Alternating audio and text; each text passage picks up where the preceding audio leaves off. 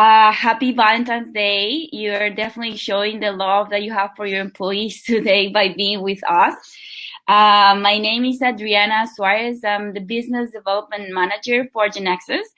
I have a background in population genetics. I did a master's PhD on that subject. And now I'm helping our customers address issues associated with high healthcare costs and poor employee health. I help them navigate as they explore pharmacogenetics and precision prescribing software to address these issues. We also have with us today, I have the honor of having Dr. Martin Dawes, the Chief Medical Officer at Genexus. Dr. Dawes is a family physician and also a world expert in evidence-based medicine and precision health. He started the first evidence-based program at Oxford University, and then he came to North America and did the same things here. Thank you for joining us. Thank you very much, Adriana. It's great to be at this webinar. Yeah, Dr. Dawes drives all the innovation and clinical work here at Genexus, so it's not quite all. Yeah. It's a team effort. He's a driving force, so yes, keeps the team going. It's great having you here, really. This is the second episode of our series about precision prescribing and pharmacogenetics for employees. We created an employer's guide for pharmacogenetics and precision prescribing.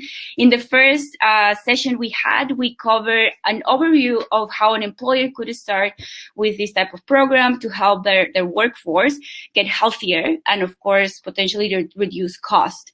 We went through 5 steps, and what we're going to do for upcoming series is having or dig deeper into each of those steps. So we are going to start today with the first of those steps, which is risk stratification. We are getting lots of questions for customers on where do I start, how I can start rolling out this to my workforce.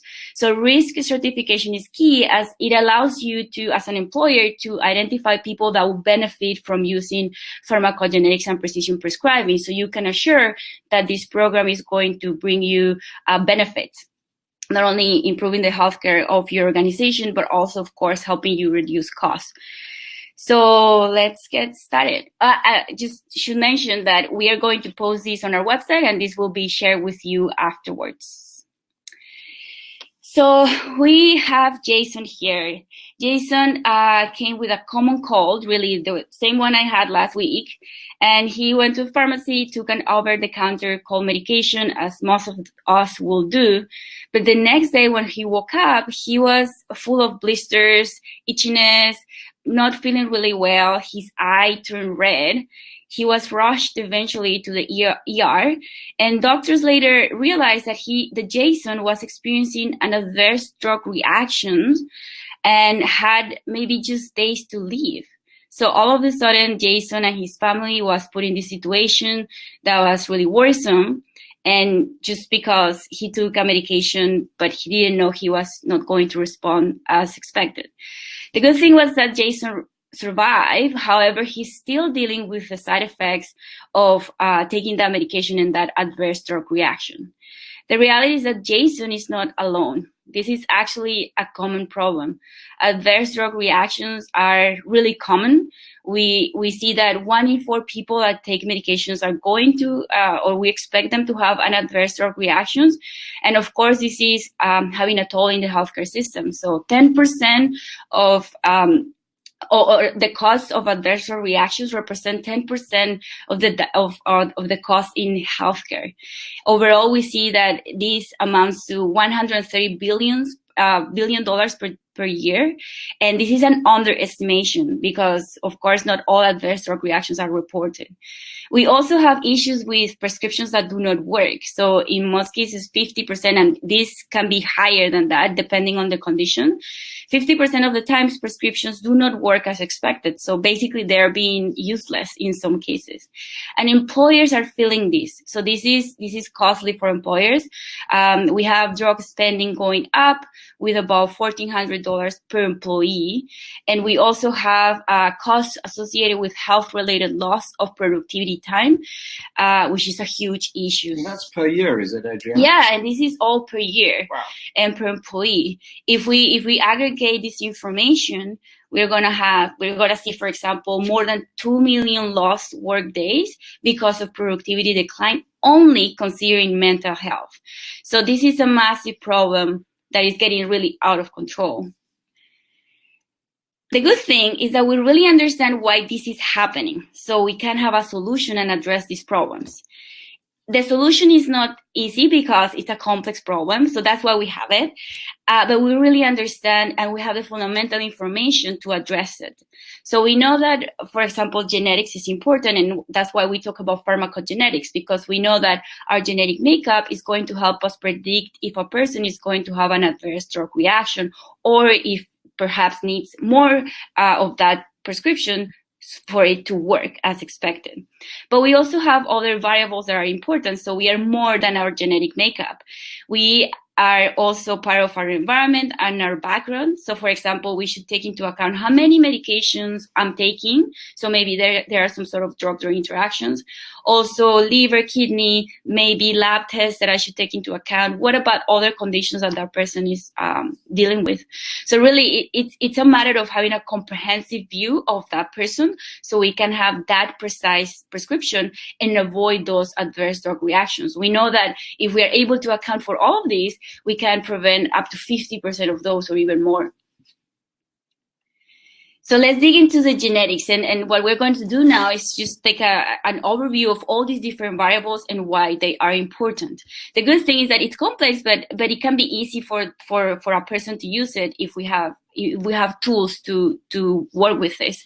So with genetics, we know that 18% of prescriptions are affected by pharmacogenetics. This means that this amount of prescriptions shouldn't have been prescribed, or maybe they should have been adjusted somehow for that person. So you can imagine the amount of waste and, of course, the risk for patient health when we have these genetic variants affecting how we respond. And genetic variants are really common for pharmacogenetics. So we know that almost everyone, I'm pretty sure that almost everyone in this call is going to have at least one genetic variant. The studies that we've done show that in average, we have about 3 genetic variants. So I know I have 3. So it's really common to have genetic variants that will help us inform medication response. The other question that I get from customers is this perception that precision prescribing is only for cancer. But the reality is that we have a lot of information for chronic conditions that are seen in primary care. So you can go to your family doctor and really get a precise prescription for mental health, cardiovascular, pain, even smoking cessation. So it's really out there and ready to use. Now I'll pass it on to Martin so we can explore the other variables. So the issue that we face is the amount of information required. As Adriana's just mentioned, you've got the pharmacogenetics, but it's not just the pharmacogenetics. And in fact, I got into this partly because when you've got your pharmacogenetic test and you, as a physician, you walk through how am I going to use this to inform the drug therapy, and you do that work, then suddenly you've got to go back to what we normally do, which is I've got to check the kidney, the liver, I've got to go and check any drug-drug interactions, I've got to check the diseases, don't stop me using that drug. And suddenly we're looking at enormous numbers of pieces of information. And how does an individual, if they're buying something over the counter, or a physician or a pharmacist, actually handle that data? And that's a problem. So we came up with some solutions to that. But basically what we're seeing is that the challenge of dealing with that data is causing enormous knock-on effect in absenteeism, in employment, because if we're unable to take all that information easily and create the right prescription for a patient, then they're going to be off work longer. The example of someone with depression, I mean, you'd think that that's a standard treatment, very easy to use, but both pharmacogenetics and liver function alter the dose requirements of the common antidepressants. And somehow we've got to build that into our prescribing system. And frankly, we're not doing a great job at this moment. And that's why pharmacogenetics is so important. The result of not being able to provide the right dose and the right medication results in people not returning to work from their depression as early as they might have. It doesn't mean they end up in hospital if they've got that problem, but it does affect my job as an employer and having a healthy workforce who are there. I may not be able to prevent the depression, but I want to enable our workforce to have the most effective care if they get depression. So how do we deal with that? And so pharmacogenetics is an example of how you can do that. But then I've got a problem if I'm going to try and do this for the whole workforce. I may have 100,000 employees. Am I going to do pharmacogenetics for everyone?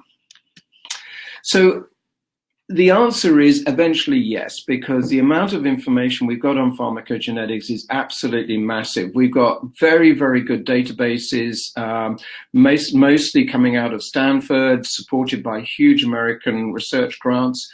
We've got clear guidelines on how we use this information, and we have enormous number of publications, more than 400 randomized controlled trials on pharmacogenetics.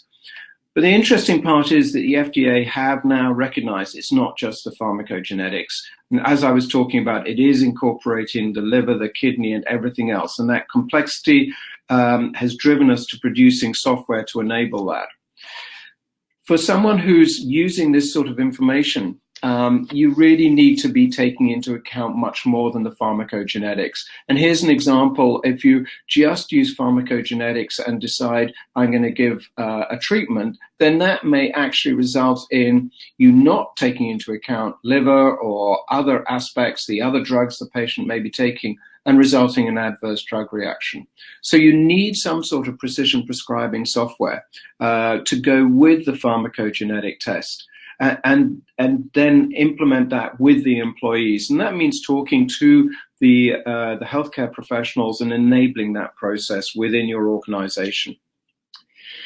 So we know pharmacogenetics works. We've got all the evidence for it. We know we've got strategies for implementation.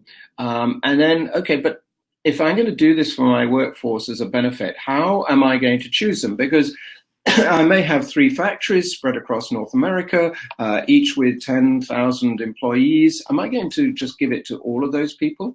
And what we've done is look at the risks of adverse drug reactions and say, maybe we could risk stratify the population. And it's exactly the same response for an employer. How do I do some risk stratification so that I can provide this service to the people who will benefit from this most?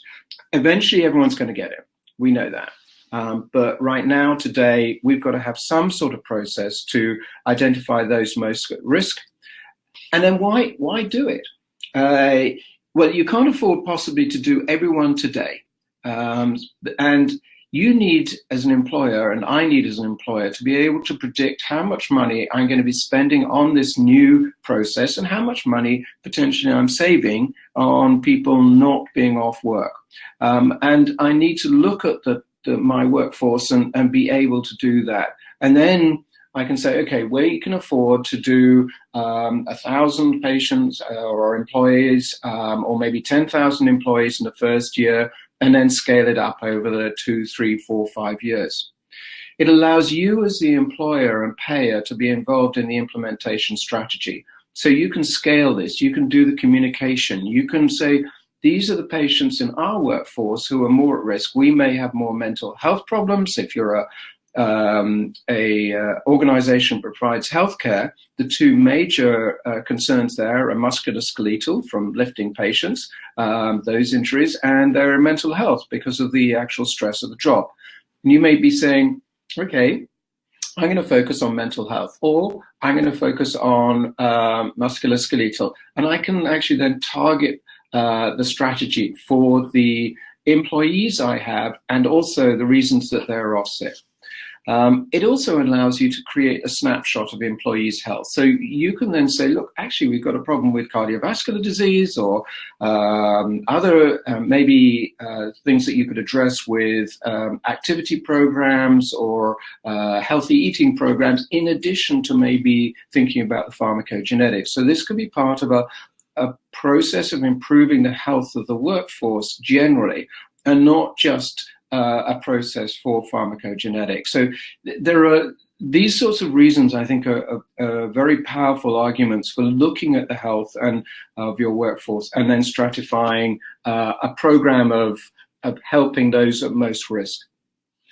So how do we actually do it? Well, basically, we've broken it down to 3 items.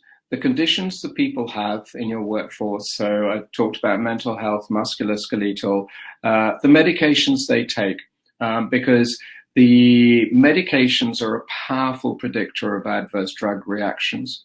And then the other things that you may be more difficult to get hold of as a health benefit provider. So as an insurer, if you're once an employer, once talking to your health benefit provider, and they may not have access to all the things that we put up there on the earlier slides. They may not have access to liver function, kidney function, but they almost certainly do have the medications, and they probably have the conditions. And so you can then talk to them and say, okay, we've got the medications, we've got some of the conditions. We actually can impute from the medications. So if people are taking asthma medication, then it's very likely they have asthma. If they're taking blood pressure medications, it's likely they've got high blood pressure. So we can do some work there to help the health benefit provider give you an aggregated snapshot of your workforce. What's interesting is the time frame is not so important. What I mean by that is if a patient develops asthma 5 years ago, it doesn't really matter whether it was 5 years ago or a year ago. The pharmacogenetics and the other information that may help that patient, it doesn't really matter. We just need to know that they've got that condition. So musculoskeletal injuries, if they've got low back pain, if they had their low back pain happen 5-10 years ago and they're still taking medications for it, then we know we've still got a problem. The process of risk stratification customizes the data available for the company. So if you've not got all of this information, the health benefit provider can work with you and say, okay, this is the sort of dashboard that we can create for you. If your priority is to do pharmacogenetics, then you may say, look, I just need to know the people who are on these drugs and the people with these conditions. And that is going to be the priority. And then maybe you've got too many in that bucket and you say, okay, so I need to look at people who are more than 3 drugs or more than 5 drugs. And because we know that that also is a risk, the number of drugs you take is a risk for adverse drug reaction. So we can help advise your health benefit plan. We can work with them to provide this sort of information for you. They may already have it. They may already be able to provide you with this sort of dashboard, and going to them saying, we're thinking about pharmacogenetics or other health intervention strategies. You can have the dialogue with them to provide the dashboard aggregated about your workforce and by different region or factory or whatever it is that you're providing the workforce with. You can actually organize that sort of information. Excellent. Well, thank you so much, Martin, for that overview. Of course, the next step, if you have more questions, we can have a conversation, schedule a demo on how this works, how you can actually take the first step of when you're looking into pharmacogenetics and precision prescribing. We have some questions coming up. The first question is, where do I start as an employer? So it's a really good question. I mean, I think that you have to work with your health benefit provider. We will be going to our plan for our employees and saying, I don't need to know individual data. I need to know aggregated for our workforce. What are the rates of mental health for the people who are off sick? So in any organization, any health organization, about 8% of employees are off sick at any one time. And it is really quite staggering, the amount of illness that is out there. And you can say, okay, so in my employees who are off sick, could you give me a breakdown of what reasons they are? I don't need individual. I just want to know, is it musculoskeletal? Is it mental health? Is it cardiovascular? Start that conversation. Because this is going to be a conversation with the health benefit provider. They may say, that might actually be an additional cost. Okay, we need to negotiate how that's going to happen. Or they may actually have the dashboards there ready for you. But it is a conversation with the health benefit provider. And if you've got more than one health benefit provider in different locations, then it is a bit of a dialogue with them about how they harmonize their output. What if the employer doesn't have access to all the information? So we went through different buckets of medications, diseases, and then other information. What happens if that employer cannot access each of those buckets? It's not really a problem. I mean, I think that we can start with drug therapy. Every health benefit plan has the cost of the drugs, because that's the primary thing that most people, they want their drugs covered, then they want their physiotherapy, occupational therapy, those sorts of things, massage covered, and then they want their eye exams, but the drugs are always there, and the health benefit plan knows probably to the cent exactly the cost of all the drugs and which drugs are being covered. So start with the drugs. And they often have the diseases, but as I said, you can calculate diseases from drugs pretty easily. And you have numbers of drugs. You'll have the number of your employees who are taking more than 3 drugs, more than 5 drugs, and which those drugs are. And so you can start the rationalization of risk stratification just with drugs, and then move to the more complex data that may or may not be available. Mm-hmm. Great. And one final question, in terms of what information is shared with the employer after, for example, they go through a pharmacogenetics and precision prescribing software. Which type of information do they have access to as an employer? They don't. I mean, this is between the patient and the benefit provider. I don't want to know from an employer point of view the details of my workforce, their illnesses. I want to know that I'm doing the best to make them as healthy as possible.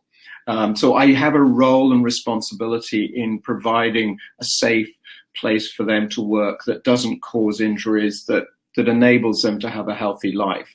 And so I had to know some information to be able to enable that. And I think there's a good conversation with employees about that. I'm not interested in whether you're going and getting a test for your eyesight. That's not the level of detail. But I, as an employer, have a role and responsibility ensuring that you are safe and you are healthy as employees.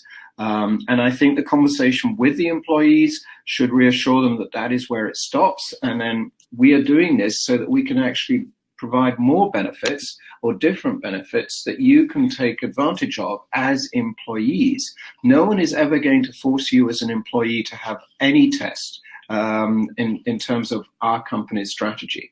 If you want these things, then we are saying, here are the people who will be eligible for those. But I don't ever get any information about employees, and would never want that unless it was aggregated, as I say, for me to be able to plan for the workforce. Excellent. It was a pleasure having this webinar with Dr. Doss and everyone that joined. And yeah, we will definitely be in touch. Let us know if you have any follow-up questions. Again, happy to schedule a call for a demo and to give you more details.